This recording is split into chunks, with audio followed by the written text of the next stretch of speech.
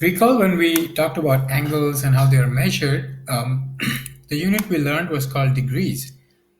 And I told you that the fact that one full circle is 360 degrees is completely arbitrary, right?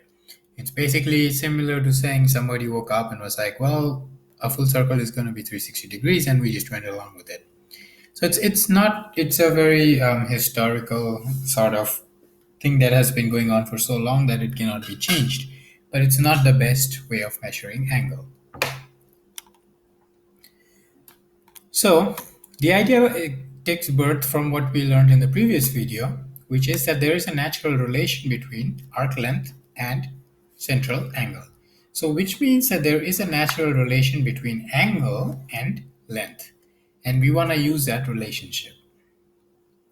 This new way is called radian measure.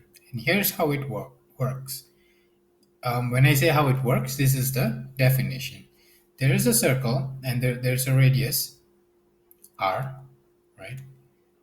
You start at this point A and you keep walking until you reach the point B when you have covered a distance r on the circle, meaning that the arc length also equals r.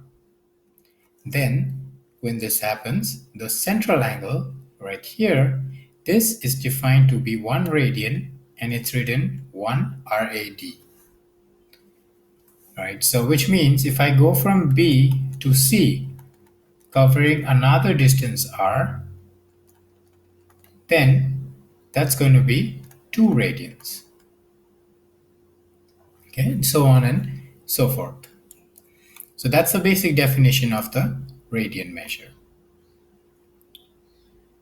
Now, we need to, because we have these two systems, we have a radian system and a degree system, we need to be able to move from one to the other. Here's how we can do that.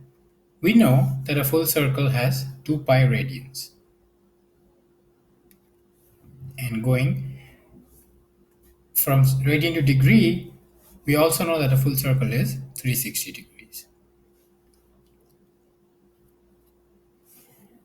Now, just an aside, why do we know a full circle has 2 pi radians? Is because, remember, r, and you get 1 when you cover r distance.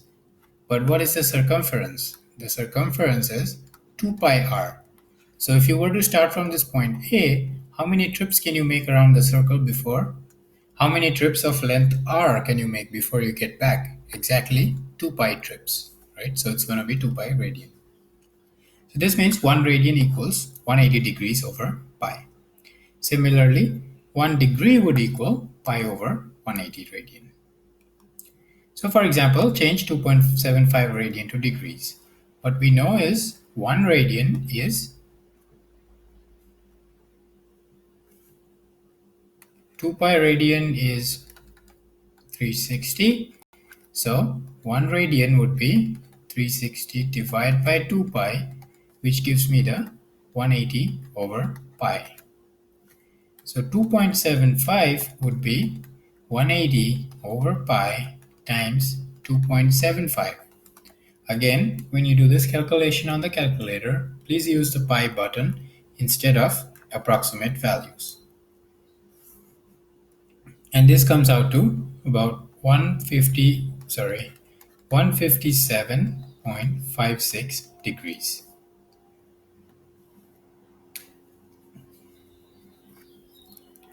Similarly, if you're going from degree to radian, then remember that 1 degree is pi over 180 radian. So 36.75 degree is going to be pi over 180 times 36.75 degrees. Once again, please use the pi button when you do this calculation. I plug this into the calculator and I get 0.641 radian. Now, just as with degrees, we use this symbol as a unit. For radians, we use RAD. So make sure you write this in order to differentiate which unit system you are using. In the next video, which is going to be the last one for day 1, I'm going to look at some examples of problems that cover ideas which we discussed in day one.